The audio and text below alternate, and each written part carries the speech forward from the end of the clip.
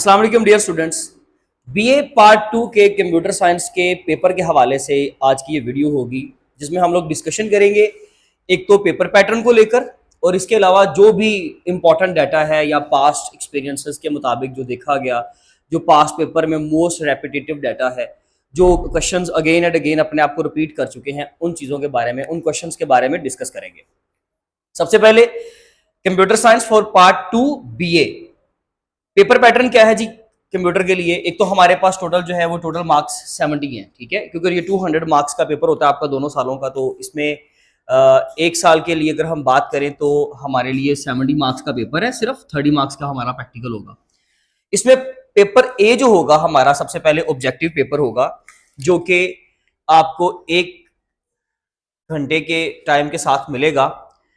उसमें 2 क्वेश्चन होंगे। Question number 1 पे डेटाबेस के 10 एमसीक्यूज, क्वेश्चन नंबर 2 पे आपके पास ऑपरेटिंग सिस्टम प्लस नेटवर्क्स के एमसीक्यूज होंगे, यानी कि नेटवर्किंग एंड एडमिनिस्ट्रेशन, जिसमें हम लोग जो है वो नेटवर्किंग के कॉन्सेप्ट्स के बारे में खास करके डील करते हैं। तो इसमें 10 एमसीक्यूज आपके डेटाबेस के, 10 इसके लिए सबसे बेस्ट वे ये है, बेस्ट तरीका ये है इसको प्रिपेयर करने का कि आप लोग जो है पास्ट पेपर से जितने भी एमसीक्यूज हैं या फिर जो टॉपिक्स आपको यहां पर बताए जाएंगे, जस्ट आप इन टॉपिक्स की रीडिंग अच्छे तरीके से कर लें, इनका कंटेंट अच्छे से पढ़ लें, तो आप लोग अच्छे तरीके से निकल सकते हो इसमें से। देखिए, ये कोई ऐसा लेक्चर नहीं है कि जिसमें हम लोग गेस्ट के बारे में बात कर रहे हैं, we are talking about the guest. No, ऐसा नहीं है। हम लोग पेपर को क्रैक नहीं कर सकते, हाँ किसी हद तक उसका अंदाजा लगा सकते हैं।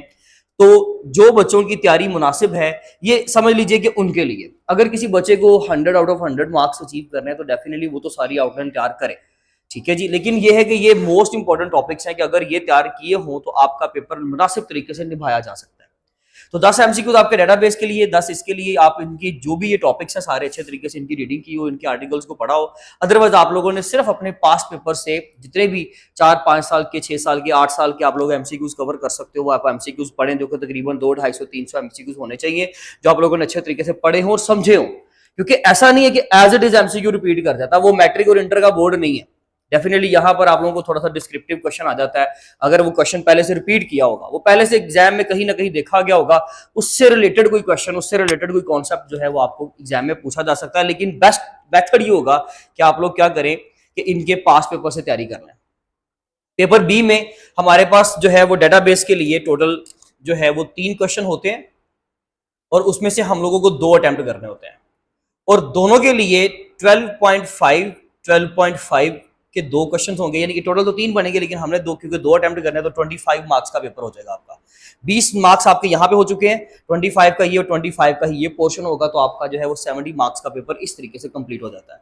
लेकिन वो क्वेश्चन किस तरह से आएगा, उसमें क्या हो सकता है जी। देखें, डेटाबेस के जो हमें 3 क्वेश्चन मिलने हैं ना, उनमें से मोस्ट ऑफ द टाइम तो ये होता है कि एक क्वेश्चन आपको प्रॉपर टेबल दे देते हैं और उसका कहते हैं कि जी इसमें से जो है ना वो इसको नॉर्मलाइज कर दें, यानी कि वो अननॉर्मलाइज्ड डेटाबेस होता है, एक टेबल होता है जिसको वो कहते हैं कि जिसको नॉर्मलाइज कर दें, यानी कि नॉर्मलाइजेशन का टॉपिक आ जाएगा।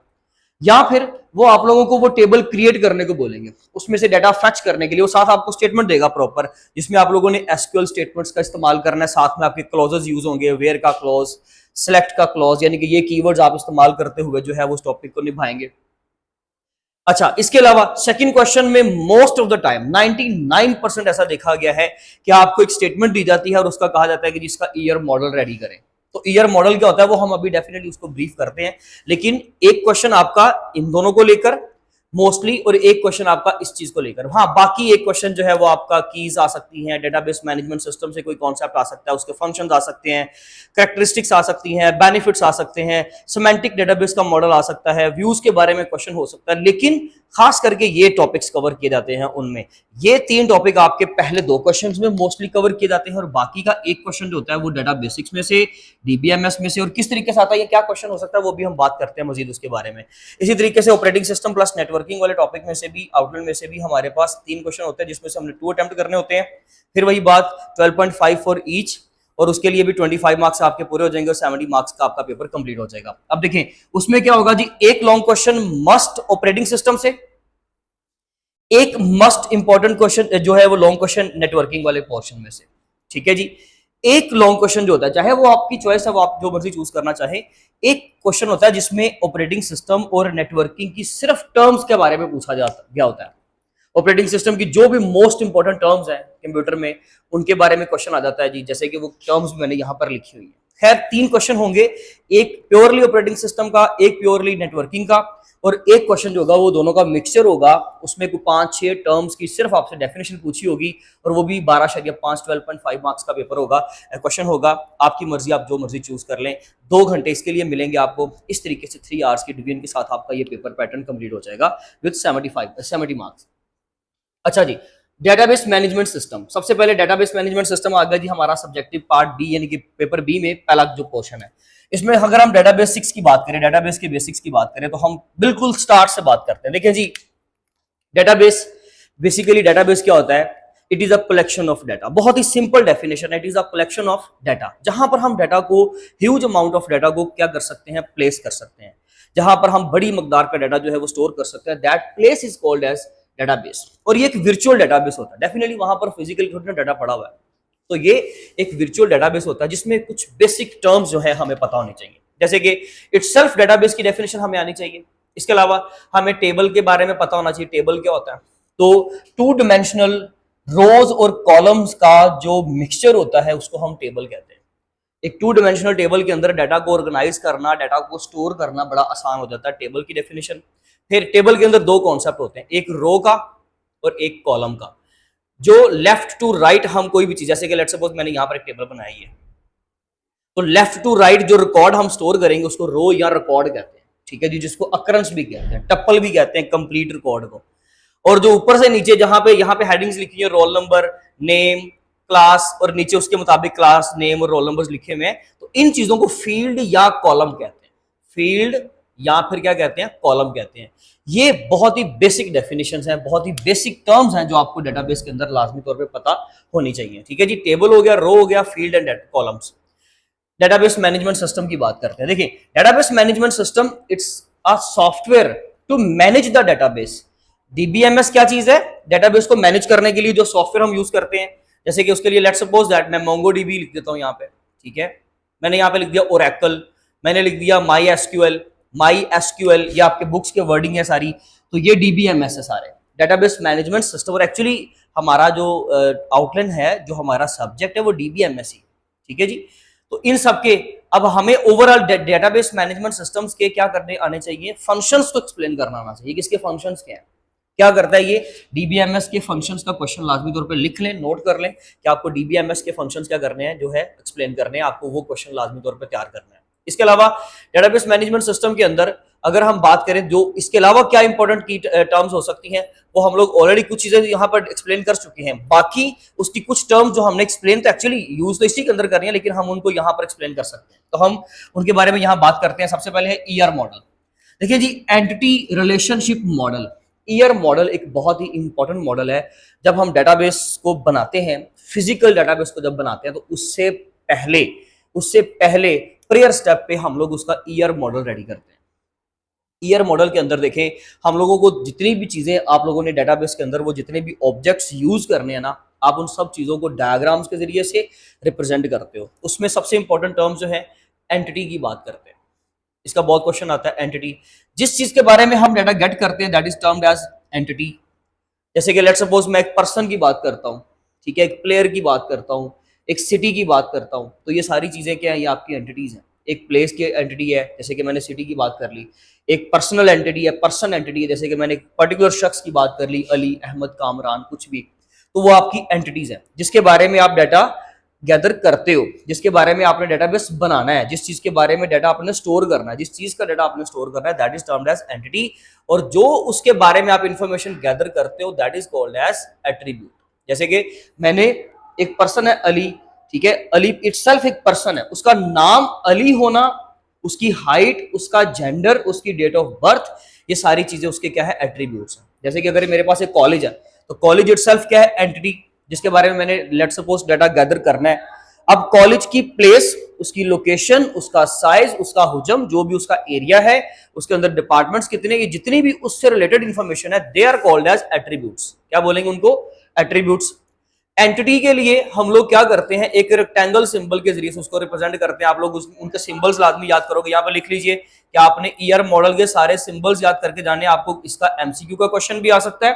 साथ साथ ये चीजें नोट करते जाएं, आप लोगों को सिंबल्स भी याद आने चाहिए, सिंबल्स पता होने चाहिए, ईयर मॉडल के बारे में इसकी हिस्ट्री पता होनी चाहिए, इसका कॉन्सेप्ट किसने दिया, कब दिया, डेटाबेस मैनेजमेंट सिस्टम की हिस्ट्री, ब्रीफ हिस्ट्री आप तैयार लाजमी करके जाएंगे। मैं सारा नहीं कह रहा, लेकिन जो उसकी सबसे अर्लियर हिस्ट्री है, फिर जो 90s के अंदर था, और उसके बाद यानी कि मिड हिस्ट्री, और उसके बाद आप करेंगे प्रेजेंट डे की हिस्ट्री। ये 3 पॉइंट्स आप लाजमी तौर पे इसके तैयार करके जाएंगे। ठीक है जी, एट्रीब्यूट्स हो गए। इसके अलावा रिलेशनशिप्स, अब दो एंटिटीज या एंटिटी और एट्रीब्यूट्स के दरमियान, मोस्टली तो हम वैसे एंटिटी की बात करते हैं, एंटिटीज के दरमियान में रिलेशनशिप को रिप्रेजेंट करने के लिए हम दरमियान में एक एसोसिएटिविटी को शो करने के लिए एक लाइन रिप्रेजेंट करते हैं। एट्रीब्यूट्स के लिए हम लोग जो है वो ओवल शेप, सर्कुलर सिंबल समझ लीजिए होता है ओवल शेप का, हम ओवल शेप सिंबल यूज करते हैं। ठीक है जी, जैसे कि अगर लेट्स सपोज मैंने एक यहाँ पे पर्सन लिखा, उस पर्सन का मुझे नाम चाहिए, तो नाम उसका इस तरह से आएगा, उसकी एज चाहिए, उसका उसके बारे में उसका डाटा ही है ना एज, वो भी सर्कल में जाएगा। तो ये एट्रीब्यूट्स हैं, और ये क्या है, ये पर्सन जो है इटसेल्फ एक एंटिटी है। अगर इस एंटिटी को किसी दूसरी एंटिटी के साथ रिलेशनशिप में रिप्रेजेंट करना हो, तो जो रिलेशनशिप का नाम है, जो रिलेशन दरमियान में एग्जिस्ट करता है, उसको डायमंड सिंबल में, और बाकी दोनों एंटिटीज के दरमियान में आप लाइन ड्रॉ कर दोगे। अगर आप डायमंड सिंबल की एग्जांपल नहीं देते तो सिर्फ पहले लाइन की एग्जांपल दे दीजिएगा, लेकिन जो इटसेल्फ उनके दरमियान में रिलेशन एग्जिस्ट करता है उसका नाम हम डायमंड सिंबल में लिखते हैं। ये 4-5 तरह के सिंबल हम यूज करते हैं। इसके अलावा यहां पर इसके अंदर का ही कॉन्सेप्ट है मोडालिटी प्लस कार्डिनैलिटी। देखिए जी, दो कॉन्सेप्ट ईयर मॉडल से रिलेटेड बहुत इंपॉर्टेंट है। मोडालिटी का मतलब होता है दो चीजों के दरमियान में जो एसोसिएशन है, जो रिश्ता है, जो रिलेशन है, जो उनके दरमियान में आप कह सकते हैं कि जो हम रिलेशन यहाँ पे बिल्ड कर रहे हैं वो मोडालिटी के जरिए से हम रिप्रेजेंट करेंगे। अगर तो वो कंपलसरी है तो हम 1 लिखेंगे। कैसे लिखेंगे वो मैं बताता हूँ। लेट्स सपोज इसके साथ रिलेशन कंपलसरी है इस साइड से, तो हम यहाँ पे ऐसे 1 लगा देंगे, एक बिग 1, एक वर्टिकल बार टाइप। अगर ये रिलेशन ऑप्शनल है तो बिग ओ टाइप 0 लगाएंगे, होता वो 0 ही है, लेकिन आप जरा बिग ओ टाइप इस तरह लगा देंगे, 1 की बजाय फिर ये लगाएंगे। दोनों में एक ही होगा, डेफिनेटली एक वक्त में एक ही आएगा। कार्डिनैलिटी, कार्डिनैलिटी का मतलब होता है रिलेशनशिप, किसी चीज का दूसरी चीज के साथ रिलेशन या तो 1 to 1 होता है, या 1 to many होता है, या फिर many to many होता है। तो ईयर मॉडल के ये सारे कॉन्सेप्ट आपने तैयार करने हैं। कार्डिनैलिटी में 1 to 1 रिलेशनशिप तैयार करें, 1 to many, जब मैनी की बात आएगी तो जिस तरफ मैनी रिलेशनशिप हो सकता है, जैसे कि a student has many subjects, a student has many subjects, यहाँ पे सब्जेक्ट्स आ गया, यहाँ पे हैज आ गया, यहाँ पे स्टूडेंट आ गया। तो भाई मैनी सब्जेक्ट्स के लिए ये ट्री टाइप आप लोग जो है यहाँ पर ट्राइंगल टाइप पर आप बना दोगे, जो कि मैनी को रिप्रेजेंट करता है। अगर दोनों तरफ मैनी टू मैनी है तो फिर आप क्या करोगे, यहाँ पर भी यही ट्री बनाओगे, वरना अगर रिलेशन 1 to 1 है तो बेशक आप वहां पर ये लगा दो।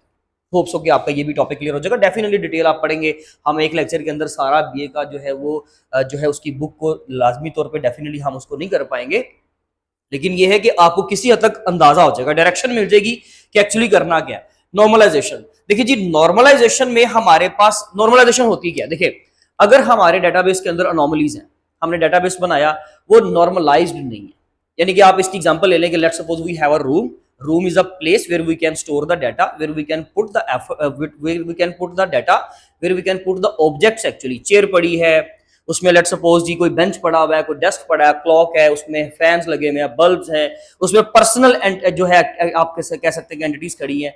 तो ये आपका एक रूम हो गया जो कि एक डेटाबेस है। अगर ये सारी चीजें स्कैटर्ड पड़ी हुई हैं, चेयर्स पड़ी हुई हैं, बिखरी पड़ी हैं, फैन नीचे है जी, लेट सपोज बुक्स पड़ी हुई हैं, शेल्फ पे नहीं है बल्कि वैसे बिखरी पड़ी हैं, तो ये अननॉर्मलाइज्ड डेटाबेस है। अगर हम बुक्स शेल्फ के ऊपर प्रॉपर चेयर्स को डेकोरेट करके रख के, प्रॉपर उनकी प्लेसिंग्स के अकॉर्डिंगली पोजीशनिंग करके, उसके ऊपर जो है वो टोटली प्रॉपर इंसान बैठे हों, या फैन अपनी पोजीशन पे हो, हर चीज यानी कि अपनी पोजीशन पे है, तो वो नॉर्मलाइज्ड डेटाबेस होता है विदाउट एनी एरर। तो इसी तरीके से हम लोगों ने क्या करना होता है, अगर हमें अननॉर्मलाइज्ड डेटाबेस मिलता है तो उसको हम लोगों ने स्टेबल करने के लिए, उसमें से एरर्स को हम लोगों ने रिमूव करने के लिए क्या करना है, उसको नॉर्मलाइज करना है। That process is called as normalization. Normalization के टोटल 5 स्टेप्स होते हैं, ये बहुत इंपॉर्टेंट कॉन्सेप्ट है। नॉर्मलाइजेशन के लिए हमारे पास 5 स्टेप्स हैं। देखिए जी, पहली फर्स्ट नॉर्मल फॉर्म, अगर हमारे पास डेटाबेस नॉर्मलाइज नहीं है तो हम उसको नॉर्मलाइज बनाने के लिए पहले फर्स्ट नॉर्मल फॉर्म यूज करेंगे, सेकंड नॉर्मल फॉर्म है, फिर थर्ड नॉर्मल फॉर्म है, अप टू 5 नॉर्मल फॉर्म्स तो आपके सिलेबस का हिस्सा है। ठीक है जी, अब वो सारी आप लोगों ने तैयार करनी है और ये जरूरी नहीं है कि आप उसकी जो बुक, आपकी जो बुक के अंदर जो आपको टेबल दिया गया है एज इट इज आपने वही टेबल तैयार करना है। नो, आपके पास चैट जीपीटी का ऑप्शन है, डीप सीक का ऑप्शन है, गूगल का ऑप्शन है, मेटा का ऑप्शन। आप सिंप्लीफाइड एग्जांपल्स वहां से लिखवा लें और वो एग्जांपल्स आप इस्तेमाल कर लें। इसके कम से कम पहली 3 नॉर्मल फॉर्म लिख लीजिए, याद कर लीजिए कि आपने फर्स्ट 3 नॉर्मल फॉर्म्स लाजमी तौर पे तैयार करनी। ठीक है जी। फर्स्ट नॉर्मल फॉर्म में हमने करना क्या होता है, मैं आपको ब्रीफ इंट्रोडक्शन इसका भी दे दूं। हम लोगों ने रिपीटिंग ग्रुप्स को खत्म करना होता है, यानी कि एक आईडी के अगेंस्ट, लेट्स सपोज एक रोल नंबर है 1 और उस स्टूडेंट के अगेंस्ट 2 सब्जेक्ट पढ़े हुए हैं, ऊपर सब्जेक्ट की हेडिंग आ रही है। मैं आपको एक चीज और बता दूं यहां पे सबसे इंपॉर्टेंट, कि ये लेक्चर डेफिनेटली जिन्होंने थोड़ा बहुत पढ़ा होगा, कुछ चीजें समझी होंगी, उनके लिए। अब एक बच्चे ने बिल्कुल सारा साल पढ़ा ही नहीं है तो वो फिर डेफिनेटली उसको चंद एक चीजों में मुश्किल होगी। हाँ, वो ये कर सकता है कि वो नॉर्मलाइजेशन का जाकर कहीं पर लेक्चर ले ले, ठीक है जी। और तब ये सेकंड ईयर में भी, सेकंड ईयर कंप्यूटर का भी एक बहुत इंपॉर्टेंट टॉपिक है, वहां से पढ़ लीजिए। वैसे नॉर्मलाइजेशन के ऊपर जनरल एक लेक्चर ले लें ताकि आपका रिदम बन जाए, फिर आपको चीजों की समझ आएगी। अदरवाइज अगर आपने थोड़ा बहुत भी पढ़ा हुआ तो इंशाल्लाह ये आपको सारी चीजें जो है वो असिस्ट करेंगी लाजमी तौर पर। तो एक सब्जेक्ट है, एक रोल नंबर है, उसके अगेंस्ट 2 सब्जेक्ट पढ़े हैं, ऐसा पॉसिबल नहीं। ये रिपीटिंग ग्रुप्स हैं। कहते हैं कि आपके डेटाबेस के अंदर एक फील्ड के अंदर जो डाटा पड़ा हुआ है वो एटॉमिक लेवल पे होना चाहिए, यानी कि या अकेला फिजिक्स या अकेला मैथ।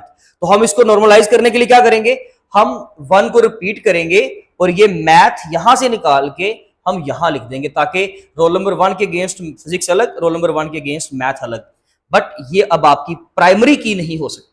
आपको पता है ना क्यों? क्योंकि प्राइमरी की कभी भी रिपीट नहीं करती अपने आप। अब अगर हम ऑपरेटिंग सिस्टम की बात करें तो ऑपरेटिंग सिस्टम इटसेल्फ, पहले तो ऑपरेटिंग सिस्टम का इंट्रोडक्शन ले लेते हैं कि ऑपरेटिंग सिस्टम एक ऐसा सिस्टम सॉफ्टवेयर है जो कि आपके सिस्टम के लिए, आपके कंप्यूटर सिस्टम के लिए ये मैंडेटरी है, ये कंपल्सरी है, इसका इस्तेमाल आपके लिए जरूरी है। वरना तो आपका हार्डवेयर जो है वो डेफिनेटली उसके ऊपर सॉफ्टवेयर को आप लोग लोड ही नहीं कर पाओगे। तो सॉफ्टवेयर जितने भी हैं उनको प्लेटफॉर्म प्रोवाइड करना हार्डवेयर के ऊपर, या हार्डवेयर के रिसोर्सेज को मैनेज करवाना, ये सारा आपका ऑपरेटिंग सिस्टम करता है। एक्चुअली तो इसका कोर पार्ट करता है, आप साथ ये भी कवर करें, kernel, that is the core part of your operating system. तो ये वाला टॉपिक बहुत इंपॉर्टेंट है। आपने कर्नल का जो टॉपिक है, the core part of the operating system, जिसके फंक्शंस आपको पता होने चाहिए, उसके एप्लीकेशंस आपको पता होना चाहिए कि इन ऑपरेटिंग सिस्टम के साथ उसका क्या जो है वो फायदा, यानी कि ऑपरेटिंग सिस्टम को इटसेल्फ वो क्या बेनिफिट देता है। तो भाई वो उसका कोर पार्ट एक्चुअली सारे काम करता ही वो, जैसे मेमोरी मैनेजमेंट, प्रोसेस की स्केड्यूलिंग करना, ये सारी एलोकेशंस के काम करना, ये आपका कर्नल करता है। तो ये 3-4 पॉइंट आपको अच्छे तरीके से तैयार होने चाहिए, इसकी डेफिनेशन तैयार होनी चाहिए और इसकी एप्लीकेशंस तैयार कर लें। बस 3 पॉइंट आपने ये याद कर लें, नोट कर लें साथ कि आपने इसकी डेफिनेशन, इसके फंक्शंस और इसकी एप्लीकेशंस तैयार करनी है। टाइप्स ऑफ ऑपरेटिंग सिस्टम, जिसमें बैच ऑपरेटिंग सिस्टम है, मल्टीटास्किंग ऑपरेटिंग सिस्टम है, ये सारे आपने सिंगल यूजर मल्टी जो ऑपरेटिंग सिस्टम है सारे, वो आपने टाइप्स ऑफ ऑपरेटिंग सिस्टम लाजमी तौर पर तैयार करने कि हमारे पास कौन कौन सा ऑपरेटिंग सिस्टम है। 4-5 तैयार भी होने चाहिए और उनकी एग्जाम्पल भी तैयार होनी चाहिए। एक आर्टिकल बना लें कि आपने इसकी टाइप्स तैयार करनी है और हर एक की एग्जाम्पल आपको देनी आनी चाहिए। Functions of operating system, operating system करता क्या है, आपके कंप्यूटर के अंदर ऑपरेटिंग सिस्टम क्या करता है, सिर्फ 5 पॉइंट इसके तैयार कर लें, 6 पॉइंट तैयार कर लें, मोर देन इनफ है। मतलब हेडिंग्स, डजंट मीन दैट कि आप एक 5 लाइन का आर्टिकल तैयार करोगे, नो, 5 हेडिंग्स तैयार कर लें, मोर देन इनफ है। और वो फंक्शंस जो है आप लिखेंगे, फंक्शंस ऑफ ऑपरेटिंग सिस्टम, आपके बुक में भी टॉपिक मौजूद है, अदरवाइज आप जो है इसको गूगल पे भी देख सकते हो। फंक्शंस ऑफ ऑपरेटिंग सिस्टम के, ऑपरेटिंग सिस्टम का एक कंप्यूटर के अंदर काम होता क्या है। बूट प्रोसेस, जब आप अपने सिस्टम को, कंप्यूटर सिस्टम को ऑन करते हो तो वो जो सारी विंडोज, यानी कि ऑपरेटिंग सिस्टम जिसकी हम बात कर रहे हैं, ऑपरेटिंग सिस्टम का लोड होना आपकी मेमोरी के ऊपर, वो बूट प्रोसेस कहलाता है। आपको कंप्लीट बूट प्रोसेस आना चाहिए। याद रखिएगा, ऑपरेटिंग सिस्टम में यूनिक्स, ये भी ऑपरेटिंग सिस्टम है, लिनक्स, ये भी ऑपरेटिंग सिस्टम है, इसके अलावा विंडोज, ये भी ऑपरेटिंग सिस्टम है। तो ये सारे आपके ऑपरेटिंग सिस्टम है। अगर हम जैसे बात करें मैक ओएस की, यानी कि मैकन्टोश, फिर अगर आप आईओएस की बात करो, ठीक है, तो ये सारे आपके, एंड्रॉयड की बात करो तो ये सारे आपके क्या है, ऑपरेटिंग सिस्टम्स हैं। अगर आपको ऑपरेटिंग सिस्टम का नहीं पता तो मैं आपको बता दूं कि ये सारे ऑपरेटिंग सिस्टम है, जिसमें से ये सारे आपके पेड वर्जन हैं और ये ओपन सोर्स था, बाद में इसका वर्जन भी हमें जो है वो पेड मिलना शुरू हो गया था। तो ये इनके बारे में लाजमी तौर पर आपको पता होना चाहिए। फिर स्केड्यूलिंग आती है, प्रोसेस की स्केड्यूलिंग। प्रोसेस क्या होता है जी, एक जो एक्टिव प्रोग्राम होता है ना आपके कंप्यूटर में, इटसेल्फ जब आप एक प्रोग्राम चला रहे होते हो, वो एक्टिव स्टेट में जब होता है तो उसको हम क्या बोलते हैं, प्रोसेस बोलते हैं। प्रोसेस की स्केड्यूलिंग मतलब कि अगर हम एक वक्त में कंप्यूटर के अंदर मल्टीपल प्रोसेस चला रहे हैं, ठीक है, अगर आप मल्टीपल प्रोसेस चला रहे हो तो उसकी स्केड्यूलिंग करना, ताकि किसी तरह का इश्यू क्रिएट ना हो, कोई एक प्रोसेस का काम रुक ना जाए, वो स्टक ना हो जाए, कहीं क्रैश ना हो जाए। तो ऐसी जगहों पर आप लोग क्या करते हो, मल्टीपल एल्गोरिदम्स यूज करते हो, जैसे कि राउंड रॉबिन एल्गोरिदम, वो लाजमी तौर पे तैयार करके जाए, उसकी तो शॉर्ट क्वेश्चन में डेफिनेशन पूछ ली जाती है कि राउंड रॉबिन एल्गोरिदम क्या है, तो वो प्रोसेस स्केड्यूलिंग में काम आता है। शॉर्ट टर्म स्केड्यूलर है हमारे पास, ये सारे एल्गोरिदम्स आप लोगों को 2-4 एल्गोरिदम 5 जो है आपको आसानी से जितने तैयार हो सकते हैं आप एटलीस्ट वो तैयार करके जाए, ताकि आप उसकी कम से कम इस लॉन्ग के साथ एग्जाम्पल दे सके। तो प्रोसेस स्केड्यूलिंग, और उसके बाद आता है डेडलॉक, कि जब मल्टीपल प्रोसेसेस जो हैं, या दो प्रोसेस की अगर आप एग्जांपल ले लो कि हमारे पास दो प्रोसेस हैं और वो एक ही रिसोर्सेज के लिए आपस में एक दूसरे के साथ क्या कर रहे हैं, किसी तरीके से स्टक हो गए। एग्जांपल के तौर पे ये बड़ा इंपॉर्टेंट टॉपिक है। हमारे पास यहाँ पे एक प्रोसेस है, एक प्रोसेस यहाँ पे, ये P1 ये P2, यहाँ पे पड़ा हुआ प्रिंटर, यहाँ पे पड़ा हुआ स्कैनर। P1 इस वक्त इसको इस्तेमाल कर रहा है और P2 जो है वो इसको इस्तेमाल कर रहा है। P1 इसके बाद इसको इस्तेमाल करना चाह रहा है, बट वो ये देख रहा है कि ये तो कोई और प्रोसेस यूज कर रहा है, किसी तरीके से वो उसको छोड़े तो मैं स्कैनर को यूज करूं। लेकिन इधर से P2 कहता है कि मुझे ये वाला प्रोसेस जो है वो इस्तेमाल करना है, प्रिंटर का प्रोसेस इस्तेमाल करना है। अगर ये किसी इस वक्त किसी और प्रोसेस के साथ है तो ये उसको छोड़े, मैं उसको इस्तेमाल करूं। मतलब ये इसके वेट में है, ये इसके वेट में है, जबकि ये वाला प्रिंटर अभी इसके पास है और ये वाला स्कैनर अभी इसके पास है। तो वो ना उनको छोड़ पा रहे हैं और ना ही उनको आगे फर्दर किसी और तरह से सर्विसेज ले पा रहे हैं। ऐसी सिचुएशन में आपके वो दोनों प्रोसेस जो है वो स्टक हो जाते हैं, उसको हम बोलते हैं डेडलॉक सिचुएशन। डेडलॉक के अवॉइडिंग के मेथड सारे तैयार होने चाहिए। डेडलॉक इटसेल्फ क्या है और उसको अवॉइड कैसे किया जा सकता है, वो सारे उसके मेथड्स आपको पता होने चाहिए। ये ऑपरेटिंग सिस्टम का पोर्शन है, मोर देन इनफ है, बाकी बेशक अभी आप स्किप कर सकते हैं। द मोस्ट इंपॉर्टेंट टर्म्स जो बार बार रिपीट कर चुकी है अपने आप को एग्जाम में, अगर आप 3-4-5 साल के पेपर देखोगे उनमें यही टर्म्स आपको मिलेंगी। एक मैंने राउंड रॉबिन एल्गोरिथम यहाँ पे बता दिया है, स्केड्यूलिंग भी एक बार आया हुआ है, वो भी मैंने यहाँ पे बता दिया, कर्नल के बारे में क्वेश्चन आया हुआ है वो भी हमने बात कर ली। हाँ, बाकी की टर्म्स जो इनमें नहीं है वो मैं बता रहा हूँ। टर्न अराउंड टाइम, एक प्रोसेस को जितना टाइम लगता है ना कोई भी काम करने के लिए, उसको टर्न अराउंड टाइम बोलते हैं। इसके लिए टाइम आगे वर्ड लिख लीजिएगा, टर्न अराउंड टाइम। थ्रूपुट, जितना वो काम करता है एक वक्त में उसको थ्रूपुट कहते हैं। मैं बहुत ही सिंपल बेसिक ग्राउंड लेवल की डेफिनेशन बता रहा हूं, आप लोगों ने प्रॉपर्ली ये टर्म्स जाके निकालकर उनकी डेफिनेशंस और एग्जांपल तैयार करनी है।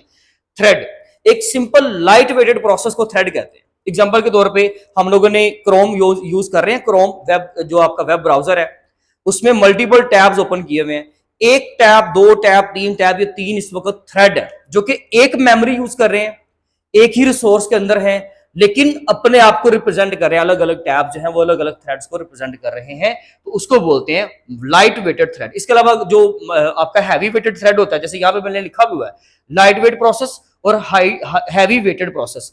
देखिए जी, लाइट वेटेड प्रोसेस ये होता है कि जिसमें रिसोर्सेज और मेमोरी शेयर हो रही होती है। मल्टीपल प्रोसेस जो है उसके सब कंपोनेंट्स बनाकर किसी एक मेमोरी प्लेस को एक्सेस कर रहे होते हैं। जैसे हमने थ्रेड की वेब क्रोम के टैब की एग्जांपल ली, वेब ब्राउजर में आप क्रोम की एग्जांपल लेते हो तो वो थ्रेड की एग्जांपल है एक टैब की।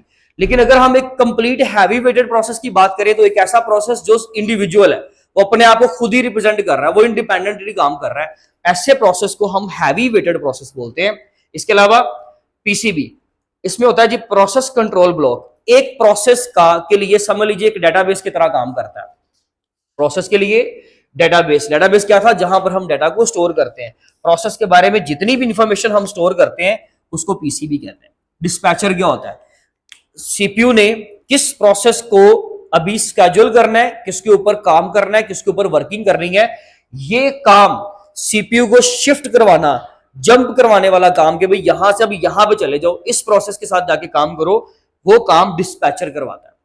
स्वैपर क्या होता है, जो पेज की स्वैपिंग करता है, पेज को एक जगह से निकाल के दूसरे पेज को यानी कि दूसरी जगह पर एंटर करवा देता है। जो आपके मेमोरी के सेगमेंट्स होते हैं, जब आप मेमोरी को डिवाइड करते हो, ये मेमोरी एलोकेशन, मेमोरी मैनेजमेंट का टॉपिक भी आप याद कर ले कि ये भी बहुत इंपॉर्टेंट है। आप जो है वहां पे ये कॉन्सेप्ट पढ़ोगे स्वैपर का, कि स्वैपर क्या करता है, आपके सिंपल पेजेस को एक्टिव या जो है स्टैटिक पेजेस जो है उनको एक प्रोसेस से दूसरे प्रोसेस के ऊपर जो है वो स्विच करवाता है, that is termed as swapper. ये बहुत ही इंपॉर्टेंट टर्म्स है। इसके अलावा बाकी यहां पर टर्म्स कवर होती हैं, यहां से टर्म्स आ सकती हैं जैसे कि नेटवर्किंग, यहां से क्वेश्चन लाजमी तौर पे आपको आना है। ओएसआई, ओएसए मॉडल क्या जी, ओपन सिस्टम इंटरकनेक्टेड 7 लेयर्स का मॉडल है। आपको 7 लेयर्स की बेसिक डेफिनेशंस और उनके काम क्या है, एक डायग्राम बनानी आनी चाहिए जिसमें आपने लेयर्स की फॉर्म में वो 7 लेयर्स अपनी कंप्लीट करनी है। टोपोलॉजीज की बात करें तो टोपोलॉजीज जो है उसमें ट्री टोपोलॉजी है, बस टोपोलॉजी है, रिंग टोपोलॉजी है, सब टोपोलॉजीज की डायग्राम बनानी आनी चाहिए। डायग्राम कंपलसरी है, आपको ये नहीं कि सारी टोपोलॉजीज उसने कह देनी है। आप देखेंगे कि पुराने पिछले जितने भी साल गुजरे हैं, ये 2 क्वेश्चन टॉप पे, या ऊपर वाला ओएससी लेयर का आ जाएगा या टोपोलॉजी का आ जाएगा। एक क्वेश्चन इनमें से लाजमी तौर पे आएगा। और टोपोलॉजी में कोई भी टोपोलॉजी आ सकती है, डाटा जो है वो आपकी रिंग टोपोलॉजी आ सकती है, स्टार टोपोलॉजी आ सकती है, बस टोपोलॉजी का क्वेश्चन आ सकता है। इसी तरीके से ओएससी लेयर में भी सारी लेयर्स आ जाए जरूरी नहीं है, कोई से 2 लेयर, डाटा लिंक लेयर बहुत इंपॉर्टेंट है, नेटवर्क लेयर बहुत इंपॉर्टेंट है। सबके काम अभी हम नहीं बता सकते, लेकिन फिलहाल आप लोगों को ये अंदाजा हो जाएगा। ओएसए लेयर्स के बारे में मैं इतना बता दूं कि ओएसए मॉडल बेसिकली आपकी फुल कम्युनिकेशन जो होती है ना 2 डिवाइसेस के दरमियान, वो कम्युनिकेशन के अंदर आपका कंप्लीट जो प्रोसेस है वो 7 लेयर्स के जरिए से ही पूरा होता है। और वो कैसे पूरा होता है, हर लेयर का अपना अपना काम है। एक आपका पैकेट रेडी करवाता है, एक उसको आगे डिलीवर करवाता है, एक नेटवर्क के दरमियान में स्विचिंग करवाता है, इस तरह से। और टोपोलॉजीज जो जियोग्राफिक रीजन के ऊपर, जमीन के ऊपर, आप फिजिकल प्लेस के ऊपर जब आप अपने सिस्टम्स को जोड़ते हो तो वो जोड़ने का जो सीक्वेंस है, जो अरेंजमेंट है, that arrangement is called as topology. Modes of transmission, देखिए जी 3 तरह के मोड है हमारे पास कम्युनिकेशन के, सिंप्लेक्स, हाफ डुप्लेक्स और फुल डुप्लेक्स। तीनों की डेफिनेशन तैयार होनी चाहिए और तीनों की एग्जांपल देनी आनी चाहिए कि मोड्स क्या है, यानी कि जब हम 2 डिवाइसेस जब आपकी कम्युनिकेट करती हैं तो वो कम्युनिकेशन कैसे हो सकती है। यानी कि मैसेज जाएगा तो सिर्फ सिंप्लेक्स, वापस रिस्पॉन्स नहीं आ रहा। अगर मैसेज जा भी रहा है, वापस भी आ रहा है, लेकिन एक वक्त में कोई एक चीज हो रही है, तो वो हाफ डुप्लेक्स। और फुल डुप्लेक्स में मैसेज जा भी रहा है, मैसेज आ भी रहा है, दोनों एक वक्त में कंकरेंटली हो भी रहे हैं, ये फुल डुप्लेक्स है। बहुत ही सिंपल कॉन्सेप्ट है कम्युनिकेशन का, ये लाजमी तैयार करें। ट्रांसमिशन मीडियम, जब आप मैसेज एक जगह से दूसरी जगह पर भेजते हो उसको ट्रांसमिशन कहते हैं। तो ट्रांसमिशन मीडियम क्या होता है कि जिसके जरिए से आपका मैसेज एक जगह से दूसरी जगह पर जाता है, वो वायर हो या वायरलेस हो, वो आपने तैयार करने हैं। ट्रांसमिशन मीडियम इंतहाई इंपॉर्टेंट कॉन्सेप्ट है। यहाँ पर क्विक्सल केबल की डेफिनेशन 3 साल पेपरों में आपकी यहाँ पर टर्म्स के साथ आती रही है, क्विक्सल केबल। तो ट्रांसमिशन मीडियम 2 तरह के होते हैं, एक होते हैं जी आपके गाइडेड मीडिया, जिसको आप लोग जो है एक गाइडेड है, एक अनगाइडेड है। अनगाइडेड मतलब कि जिनके अंदर हमें वायर वगैरह नहीं चाहिए होती है, जैसे कि आपका अनबाउंडेड मीडिया। इसके अलावा अगर आप गाइडेड की बात करो तो आप उनको बाउंडेड का वर्ड भी यूज कर लेते हो, बाउंडेड मीडिया आपका होता है। गाइडेड मतलब जिसमें हम वायर इस्तेमाल करते हैं। 2 तरह के मीडियम्स हैं, गाइडेड, अनगाइडेड। गाइडेड जिसमें वायर इस्तेमाल होती है, और अनगाइडेड जिसमें वायरलेस मीडिया इस्तेमाल होता है, जैसे कि आपके इलेक्ट्रोमैग्नेटिक वेव्स, आपकी सैटेलाइट कम्युनिकेशन, आपकी मोबाइल कम्युनिकेशन। ये 3 एग्जांपल्स हैं। और अगर हम बात करें गाइडेड की, उसमें हम केबल्स इस्तेमाल करते हैं, जिसमें सबसे इंपॉर्टेंट ईथरनेट और क्विक्सल और फाइबर ऑप्टिक है। और उनमें से तीनों में से सबसे इंपॉर्टेंट जो है वो आपका वो है क्विक्सल केबल, और साथ में आप लोग यूज करेंगे अपना फाइबर ऑप्टिक्स। तो ये तीनों के बारे में आप लोगों को डेफिनेशन हर एक का, अगर आप लेट्स सपोज गाइडेड मीडिया का सेगमेंट अलग से तैयार करते हो, अनगाइडेड मीडिया का सेगमेंट आप अलग से तैयार करते हो, तीनों की डेफिनेशंस और तीनों टाइप्स के अंदर जो भी शेप्स हैं, जो डायग्राम आप बना सकते हो, पॉसिबल है आपके लिए, वो आप लाजमी तौर पे बनाएं ताकि आप उसको रिप्रेजेंट भी कर सको। ये 4 इंपॉर्टेंट स्टेप हैं। सबसे ज्यादा कॉन्सेप्ट जो है वो यही 4 इंपॉर्टेंट है, लेकिन साथ में एक चीज ऐड कर लें, अगर आप कर सकें प्रोटोकॉल, तो प्रोटोकॉल का कॉन्सेप्ट लाजमी तौर पे तैयार करें। आईपी का कॉन्सेप्ट जो है वो बहुत इंपॉर्टेंट है, एक्सेप्शनली फिर ये लॉन्ग तैयार कर लें साथ। तो ये था हमारा आज का लेक्चर, जिसमें हम लोगों ने बीए पार्ट 2 के कंप्यूटर साइंस के पेपर के मुतालिक उसका जो पेपर पैटर्न है और जो भी पेपर के अंदर क्वेश्चंस आ सकते हैं, या जो क्वेश्चंस पहले पिछले सालों में देखने को मिले हैं, वो सारे डिस्कस किए हैं।